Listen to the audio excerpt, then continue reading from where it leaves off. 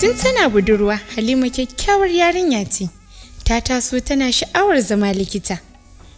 Tana son kakarta sosai, kuma tana son ta taimaka wa marasa lafiya. Yayin da ta fara girma, kyanta ya ƙaru sosai. Maza sun yi ta fitowar neman aurenta, amma duk ta ƙi yarda. Ta fi son ta yi karatu ta zauna tare da 'yan uwanta. A haka dai ta haɗu da wani kyakkyawan saurayi da take so a zuciyarta, saboda yanda yake son karatu da son kula da ita. Har suka yi aure tare da shi. Sai dai kuma ta lura yana hulɗa da wasu irin mutane da suka saba da halayyarsa da ta sani, waɗanda daga baya ta gane 'yan Boko Haram ne.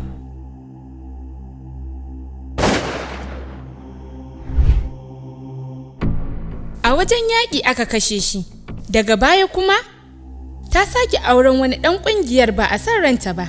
A wajen mijinta ne take samun labarin yadda rayuwar 'yan ƙungiyar take, da yadda ba za ta iya barinsu ba. A haka ta zauna a ƙarƙashinsu kamar baiwa, ba ta da wani 'yancin yin wani abu na zaɓin kanta, sai abin da suka ga daman sata. Hankalinta bai kwanta da rayuwarsu ba, wacce kullum cikin tashin hankali da kashe-kashe ake yi. Duk lokacin da ta tambayi mijinta, ba ta samun natsuwa, sai ya ringa dukanta yana musguna mata. Wani lokaci ma sai a hana ta cin abinci don a azabartar da ita. San ba ta jin daɗin zama da mijinta, kullum a cikin haushinta yake.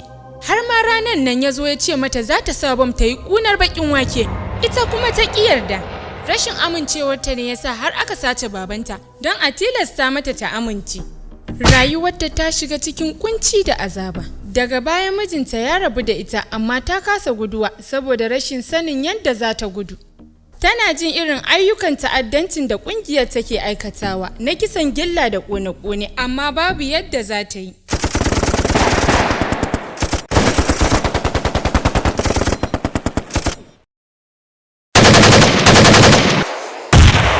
Lokaci guda ta ji ba za ta iya ci gaba da zama cikin bauta da azaba ba.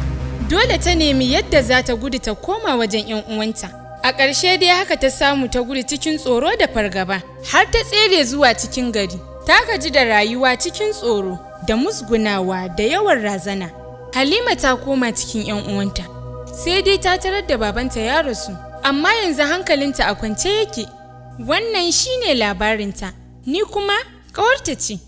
Saƙonta gare ni, kuma ga sauran al'umma ma shine, suna samun iko a kanku ne saboda tsoro.